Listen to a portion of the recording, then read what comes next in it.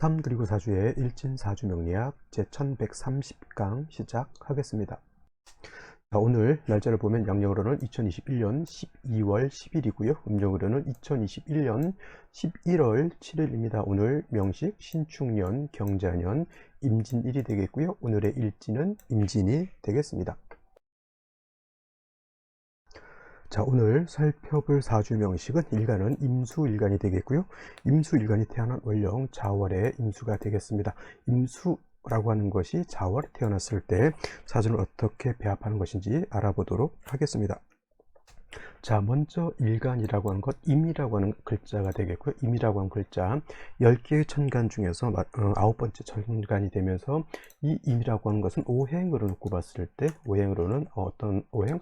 물의 기운이라고 하죠. 물의 기운. 그래서 수의 기운을 가지고 있습니다. 그래서 임이라고 하는 글자 수라고 이렇게 볼 수가 있죠. 임수. 그래서 천간임이라고 하는 글자는 임수라고 이렇게 볼 수가 있는 것이고요. 또 수라고 하는 것은 임수만 있는 것이 아니라 개수라고 하는 것도 있습니다. 이거는 어떤 개념이냐면 수라고 하는 하나의 개념을 갖다가 둘로 나눠 놓은 개념으로서 양수라고 하는 것과 그 다음에 음수라고 하는 것으로서 이렇게 구분해 놓은 것으로 보시면 됩니다. 그래서 수라고 하는 것을 하나는 양의 기운으로 보는 것이고요. 하나는 음의 기운으로 나눠서 본다라고 보시면 됩니다. 그래서 임수는 양수라고 보는 것이고 개수는 음수라고 보는 것입니다. 같은 수이기 때문에 수의 기운이라고 하는 것은 일단은 얼음과 같은 차가운 그런 기운을 말하는 것이고요. 반대로 화의 기운이라고 하는 것은 뜨거운 어떤 열기 같은 것을 말씀드릴 수가 있습니다. 그래서 여러분들 조우라고 하는 개념을 제가 항상 말씀드리는데 조우라고 하는 것은 뜨거운 것을 차갑게 만들어주는 것도 조우가 되는 것이고요. 또 차가운 것을 따뜻하게 만들어주는 것도 조우가 되겠죠. 국을 금방 끓이는 것은 너무 뜨거워가지고 우리가 먹기가 힘들고요. 또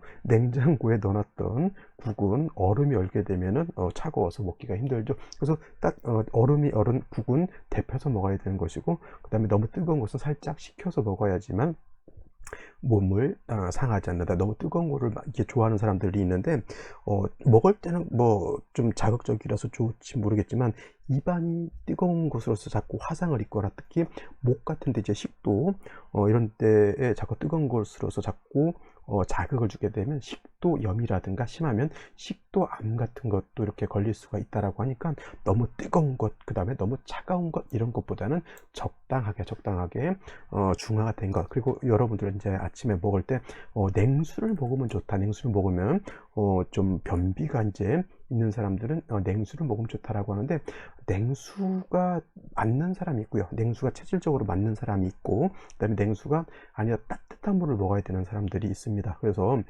너무 어떤 건강적인 어떤 상식을 너무 맹신하지 마시고요. 내 체질이 어떤가를 이렇게 놓고 보는 것이 필요합니다. 임수가 자월에 태어나서 전 수가 많다라고 하는 것은 사주 자체가 한습한 것이고요. 사주가 한습하게 되면 몸 자체도 냉한 그런 체질이 될 수 있겠죠. 이런 사람이 냉수 벌컥벌컥 마시게 되면 설사 같은 걸 하게 되죠. 제일 좋은 것은 중탕해서 먹는 것이 좋습니다. 그 정수기 보면 뜨거운 물 있죠. 뜨거운 물이 이렇게 흐르게 되고 그 다음에 차가운 물들이 나오는데 뜨거운 물을 마실 물의 한 절반 정도 컵에다 받고요. 그 다음에 다음에는 찬물을 절반 정도 받아가지고 그 물이 완전히 섞이기 전에 섞어서 완전 중탕이 되는 의미가 없고요. 뜨거운 물을 먼저 받고 차가운 물을 나중에 받아서 그것이 완전히 섞이기 전에 이렇게 먹게 되면은 물 맛도 약간 색다른 맛이 나고요. 그 다음에 건강에도 이렇게 좋다라고 합니다. 그래서 너무 차가운 물 그리고 너무 뜨거운 것 이런 거 좀은 피하시는 것이 좋지 않을까라는 생각을 하게 되고요. 우리가 수라고 하는 것은 임수든 개수든 간에 이제 물만 생각하지 마시고요. 수라고 하는 것은 그러한 아주 냉한 그런 기운을 말한다라고 생각하시면 되겠습니다. 그리고 이제 임수라고 하는 것은 양의 기운을 가지고 있다라고 이렇게 표현하고요. 그 다음에 그 개수라고 하는 것은 음의 기운을 가지고 있다라고 보는데 음양의 개념은 이제 기준이 되는 거죠. 하나가 크다 라고 하면 그 큰 것은 양이 되는 것이고 상대적으로 작다라고 하면 음이 되는 겁니다. 그래서 물도 큰 물이 있을 수가 있고요. 작은 물이 있을 수가 있겠죠. 그래서 큰 물은 양수가 되는 것이고 작은 물은 음수가 된다. 그리고 물도 이런 물 있잖아요. 좀 따뜻한 물이 있고 그다음에 차가운 물이 있다. 그러면 따뜻한 물은 뭐가 될까요? 양수가 될 것이고, 그 다음에 차가운 물은 음수가 되겠죠. 선생님, 수 자체는 차가운 냉기라면서요. 물론 이제 수라고 하는 것은 화라고 하는 것에 대비되는 개념으로서, 화에 대비되는 개념의 수는 차가운 냉기지만 수 자체에서도 찬물과 더운 물은 있을 수가 있는 것이죠. 그래서 더운 것은 양수가 되는 것이고, 차가운 것은 음수가 된다. 그래서 조우라고 하는 개념에서 또 놓고 봤을 때, 제가 조우할 때 뜨거운 것을 차갑게 식히는 것은 임수보다는 뭐가 좋다? 개수가 월등히 공력이 더 크다라고 말하는 것도 그런 의미가 있고요. 그 다음에 임수 같은 경우는 큰 대수, 바닷물이라고 이렇게 볼 수도 있고, 작은 이 개수 같은 경우는 옹달샘 같은 것, 즉 우로소 이렇게 비유해 볼 수가 있습니다. 그래서 임수라고 하는 것은 큰 물의 기운이라고 한다라고 하면, 개수는 작은 물의 기운이고요. 그래서 비유를 할 때 임수는, 임수라고 하는 것은 대해수라고 이렇게 표현한다. 대해수라고 하는 것은 바다라든가 강, 호수 같은 것을 의미하게 되겠고요. 그 다음에 작은 물, 우루수라고 하는 것은 물론 하늘에서 내리는 비나 이슬 같은 걸로도 볼 수 있지만, 지상에서는 옹, 달, 샘 같은 거, 사람이 마실 수 있는 음용수 같은 거 있죠. 이런 것도 해당이 되고, 그 다음에 정수기에서 나오는 그런 정수기 물 같은 거, 내지는 정화수 같은 것도 개수라고 할 수 있습니다. 임수, 대해수의 특징 뭐가 있다? 그렇죠. 충분하는 성질이 있다.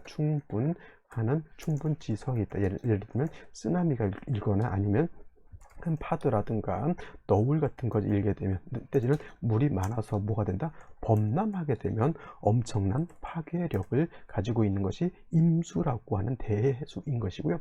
개수라고 하는 것은 작은 물이죠. 우루수와 같은 작은 옹달샘이고, 사람이 마실 수 있는, 예를 들어서 그릇에 담겨져 있는 물 같은 개념이라고 하면, 개수는 왕에도 모는 없다. 충분하는 성질은 없다. 단 개수의 특징은 충분하는 성질은 없지만, 개수의 특징은 뭐가? 청징함이 특징이다. 청징이라고 하는 것은 맑고 깨끗함을 말하죠. 맑고 깨끗하다라고 하는 것은 같은 말의 반복이죠. 청자는 맑을 청자가 되는 것이고요. 징자 또한 맑을 징자가 되죠. 청징이라고 하는 것은 맑고 깨끗하다. 즉 그 깨끗함이 개수의 뭐예요? 생명과 같다라고 하는 겁니다. 개수는 그래서 탁수가 되는 것을 절대적으로 싫어하고요.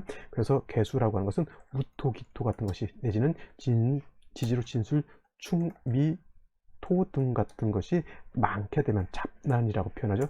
잡난, 여기저기 막 이렇게 들쑤시고 다니면서 있다라고 하면, 개수는 탁수가 되기 때문에 매우 좋지 못하다. 개수는 토가 많게 되면 감목으로서 그 토를 제거해서 개수를 깨끗하게 만드는 것이 개수의 목적이다라고 하면, 오늘 임수라고 하는 것은 맑고 깨끗함보다는 충분한 성질을, 일간이 왕했을 때, 신왕했을 때 이러한 충분한 성질을 어떻게 통제하고 제어할 것이냐라고 하는 것이 임수의 관건이 된다라고 이렇게 볼 수가 있습니다. 그래서 물이 범람하고 물이 많아서 소용돌이 치면서 흐르게 되면 이거를 막아야 되는 것이죠. 그래서 작은 토를 가지고는 임수의 그런 힘을 제어할 수가 없겠고요.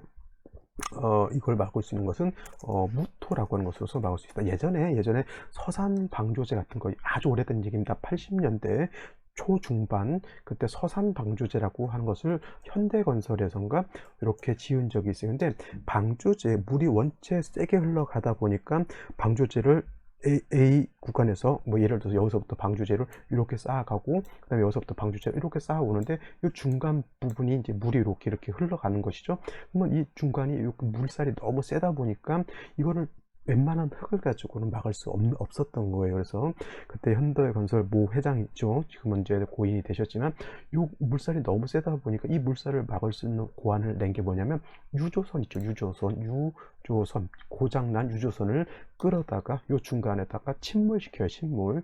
그렇게 되면 그 유조선 자체가 이제 물을 막아 주기 때문에 거기다가 이제 흙을 쌓아가지고 평평하게 방조제를 쌓았다라고 하는, 그러한 진짜 이건 있었던 일입니다. 거기 서산 방조제 한번 치면 아마 사진 같은 거 아마 있을 거예요. 그래서 이 뭐예요? 그건 이제 제가 말한 건 이제 배를 가지고 했다라고 하지만, 그 배가 쉽게 말하면 무토 같은 역할, 그 그 토와 토를 연결해주는 그런 역할을, 물을 막아주는 역할을 하면서 그 토를 제방을 쌓았던 것이죠. 임수라고 하는 것은 그만큼 왕해지게 되면 물살도 세지게 되고, 물살이 세지게 되면 토도 휩쓸고 내려가는 그러한 엄청난 힘을 가지고 있기 때문에 임수가 다른 때는 아니고, 신약했을 때는 아니고 신왕했을 때는 반드시 무토로서 제방을 해야 된다. 그리고 무토만 있어서는 안 되고 병화로서 조후도 해야 되고, 그 다음에 무토를 뭘 한다? 보좌도 해줘야 된다. 그래서 임수일간이 왕했을 때 신월이라든가 자월이라든가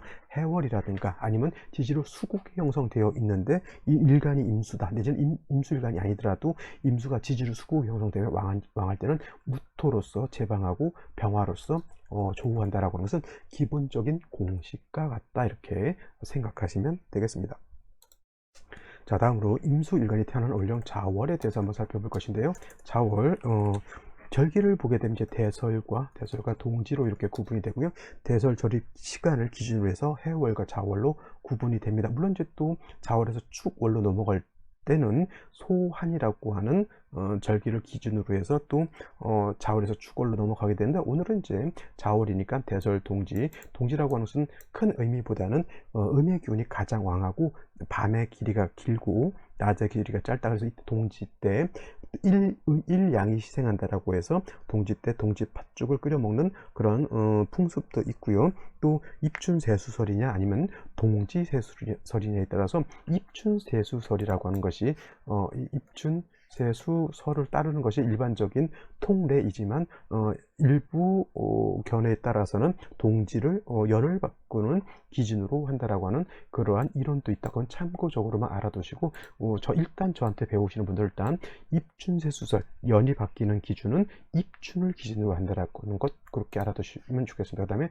자월은 해자축 북방에 속하면서 계절은 겨울이 되죠. 겨울, 음이 가장 강한 시절이 바로 자월이면서 엄동설한 매우 추운 그런 계절이 됩니다. 그래서 이런 때는 항상 아까도 말씀드렸지만 조후의 개념이 필요한 것이고요. 이때는 추운 것을 따뜻하게 해줘야 되는 거니까 화가 있어줘야 되는 것이고, 화 중에서도 등촉지와 같은 작은 불과 같은 정화보다는 양화인 병화, 태양지화인 병화를 얻어야지만 땅도 얼지 않게 할 수가 있고요. 물도 얼지 않게 할 수가 있다라고 하는 것을 꼭 명심해 두시고요. 또 자월이라고 하는 것은 해자월은 수왕절이다라고 말씀을 드렸습니다.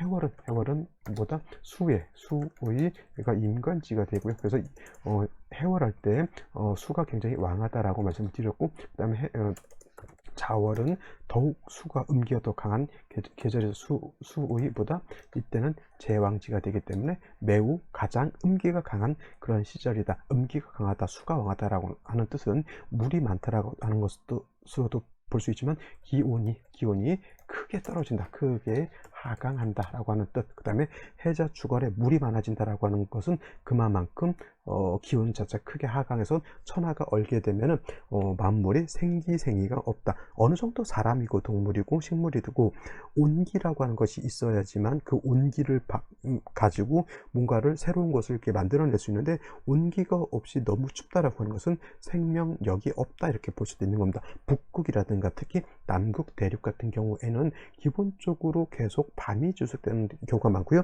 백야가 일어난다 하더라도 기온 자체가 올라간다 하더라도 그렇게 따뜻한 온기는 아니죠. 특히나 엄청 추울 때는 뭐 영하 50도, 60도까지 내려가는 경우도 있다라고 하니까, 그런데 풀 한 포기가 자라기가 굉장히 어렵다라고 하는 겁니다.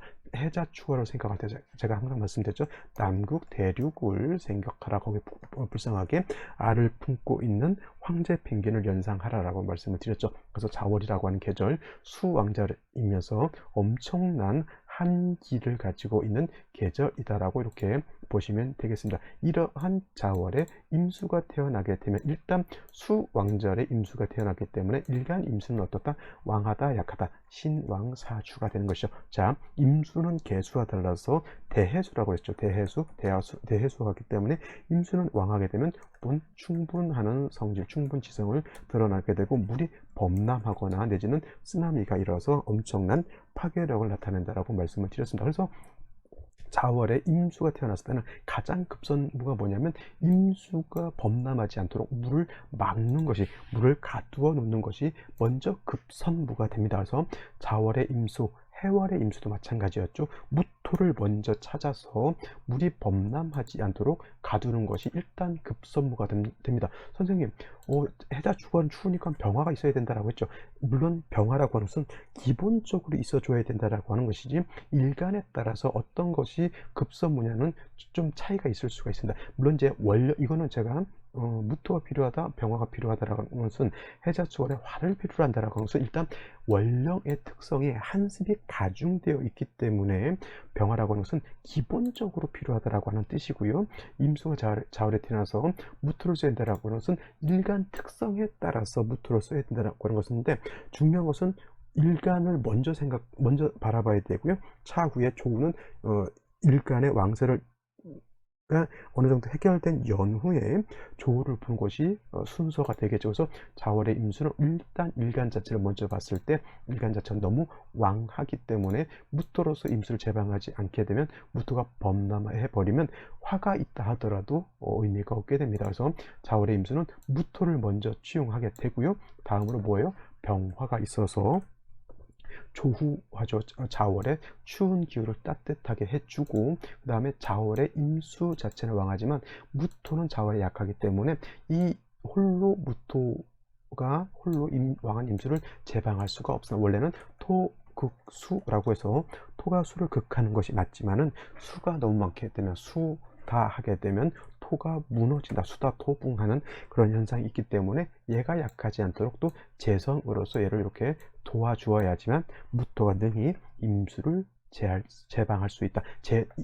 일간 임수가 왕하다고 해서 무토로서 임수를 극해서 못살게 굴고 완전히 뭐 없애버린다라고 하는 개념이 아니라 임수를 용도 있게 물을 잘 가두어 놓는다, 이렇게 생각하시면 돼요.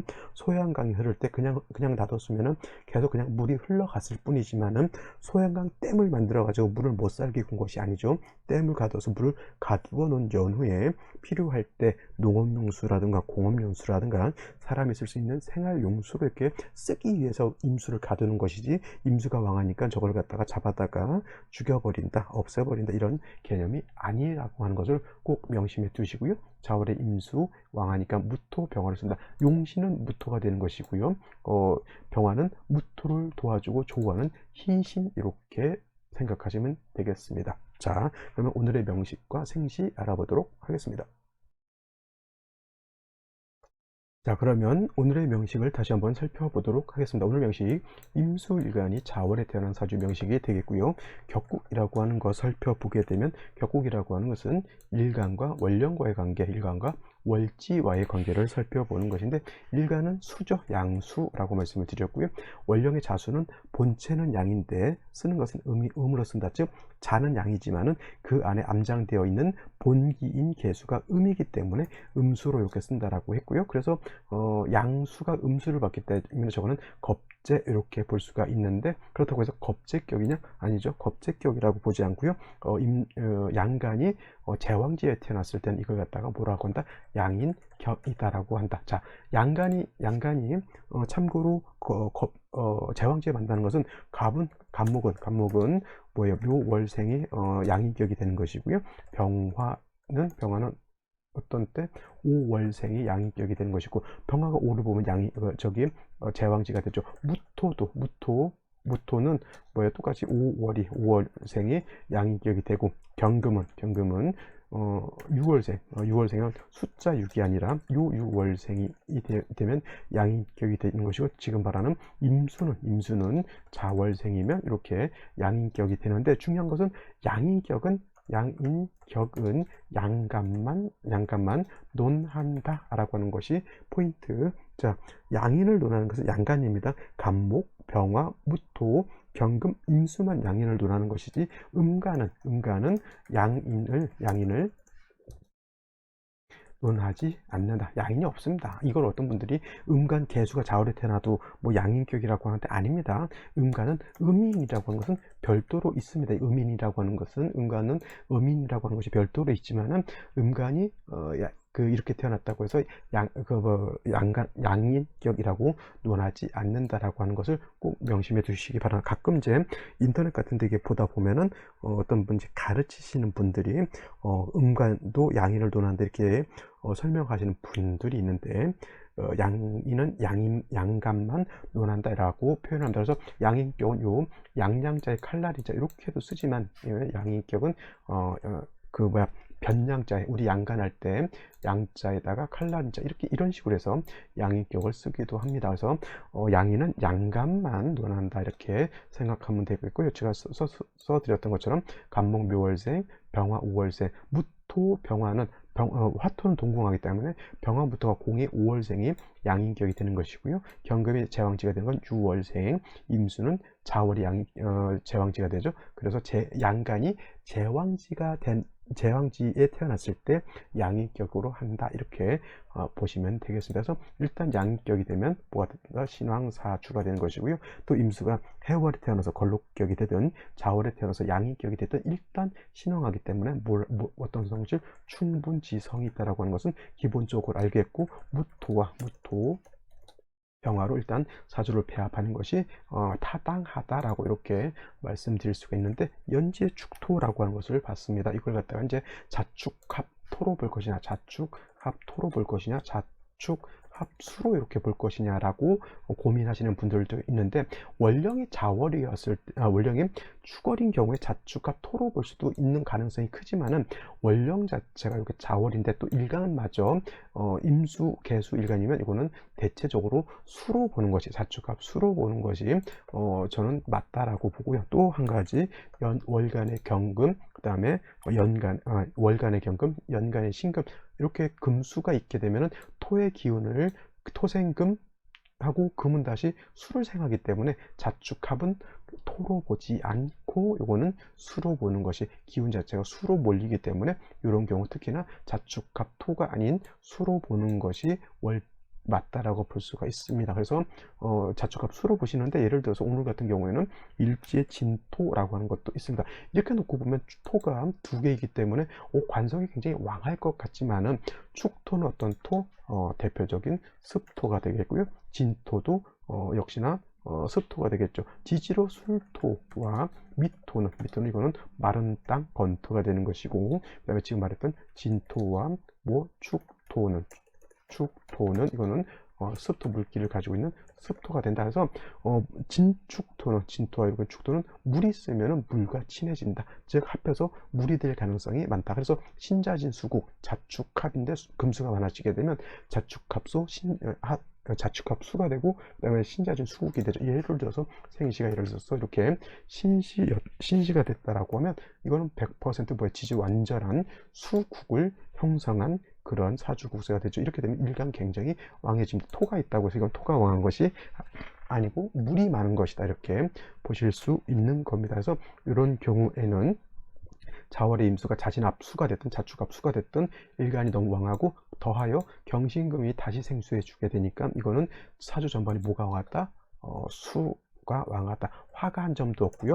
연지에 있는 축토, 일지에 있는 진토 가지고 수를 제방할 수 있다? 없다가 됩니다. 그래서 별도로 무토와 병화를 생시에서 다시 보면 더 좋을 것인데, 생시에서 무토 병화를 공히 얻을 수 있는 생시가 있을지는 한번 살펴볼 필요가 있을 것 같습니다. 그러면 생시를 한번 보도록 하겠습니다. 자, 생시를 볼 것인데요. 이렇게 다시 경자시가 되면은 화토를 봐서 임수를 제방하고 조후해야 되는 그런 국세인데, 자축합수에 자진합수가 되면은 두 토는 거의 사수 동류 됐다 이렇게 생각하실 때요. 사수 동류, 큰 물에 의해서 모래 같은 물이 다 떠내려갔다 이렇게 보시면 되겠고요. 거기에 더해서 경금 2개, 신금까지 투출하게 되면 완전히 수로 이렇게 화해죠. 이걸 갖다 이제 어떤 분들이 격이다. 일간이 이 임수인데 전반적으로 수가 왕이가 융합격이 된다 이렇게 보시는 분들도 있을 것이지만, 그렇다 하더라도 토가 2개 있는 상태에서 융합격이 되기는 좀 어렵고요. 부득이 관성인 쓸려 내려가는 관성이라도 붙들고 임수를 제방해야 되는데 제방이 안 되죠. 이거 어떤 사주? 신왕무이한 사주가 될 수밖에 없다라고 하는 안타까움이고요.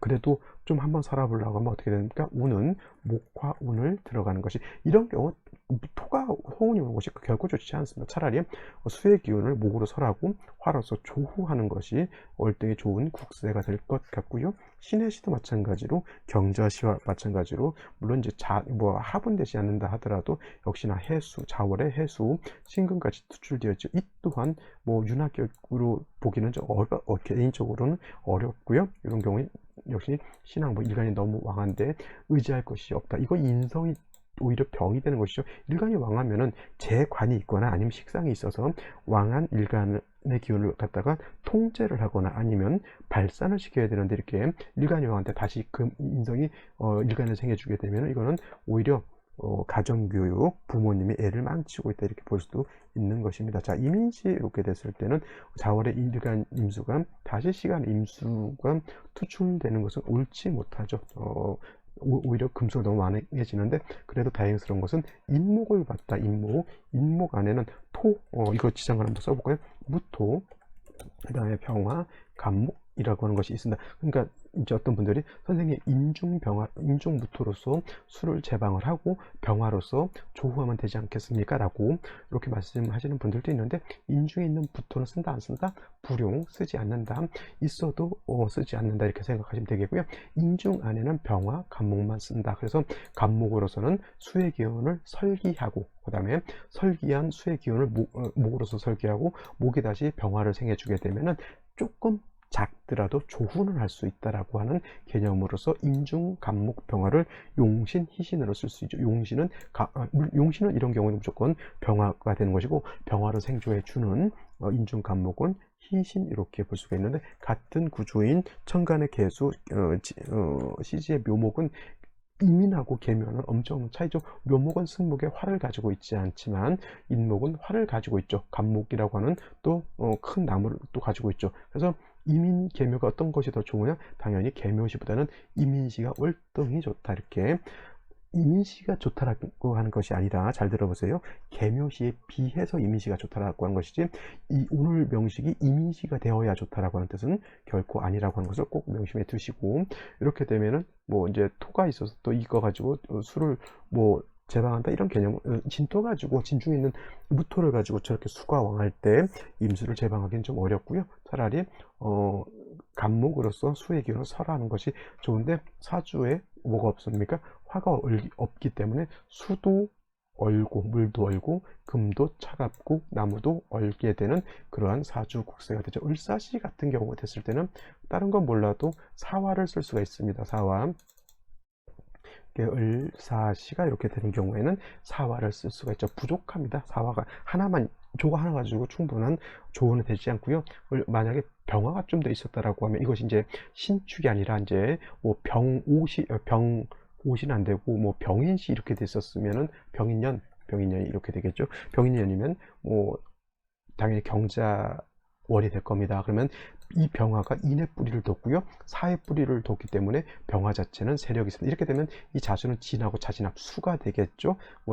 경금 자체가 수를 생한다 하더라도 이거는 인목과 사화의 뿌리를 든 병화 투출되어 있기 때문에 이건 조후 자체는 나쁘지 않다. 사중에 있는 무토로서 제방을 할 수 있습니다. 이런 경우에는 사중에 원래 이제 사중에 이제 무토를 쓰느냐 못 쓰느냐인데, 말씀드렸던 것처럼 화토 동궁하는 그런 개념으로 봤을 때는 사중에 있는 무토는 쓸 수 있다. 근데 오늘은 병인년이 아니라 신축년이기 때문에 조우가 매우 부족하다. 사중 병화로 조우하고 사중 무토로서 임수를 제방할 수 있다. 이렇게 보시면 되는데, 천간에 화토가 투출된 거에 비하면 그 세력은 매우 부족하다라고 볼 수가 있고, 병호시 같은 경우에는 병화가 오해부를 뿌리를 뒀기 때문에 병화가 세력이 있습니다. 목이 한 점 있었다라고 하면, 간목 같은 것이 한 점 있었다라고 하면 조금 더 좋았을 것인데, 목이 없다라고 하는 것이 좀 단점이죠. 그렇죠? 그래서 이런 경우에도 병호 있다고 해서 화가 충분하냐? 그렇지 않습니다. 이 또한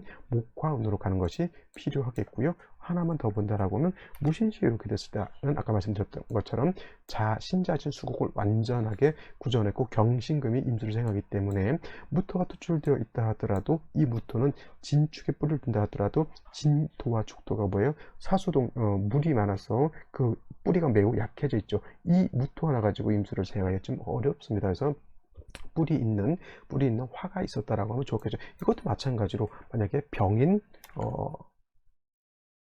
연이었다라고 하면 인의 뿌리를 둔 병화가 금을 제하고 토를 생할 수 있기 때문에 이런 국세는 나쁘지 않죠. 신자진 수국이 된다 하더라도. 하지만 오늘 같은 경우 이렇게 신축년이기 때문에 무신시가 되면은 이 무토 자체가 힘을 발휘하기가 좀 어렵죠. 운은 어디로 가야 된다? 목과 토 운으로 가야 된다. 목 운이라고 하는 것은 천간으로 오는 목운은 결코 좋지 못합니다. 천간으로 목이 오게 되면 토를 제하고 금에 의해서 목이 파극이 되기 때문에 목이 온다라고 하는 뜻은 지지로 목이 오는 것이 수의 기운을 설하는 쪽으로 봐서 나쁘지 않고요.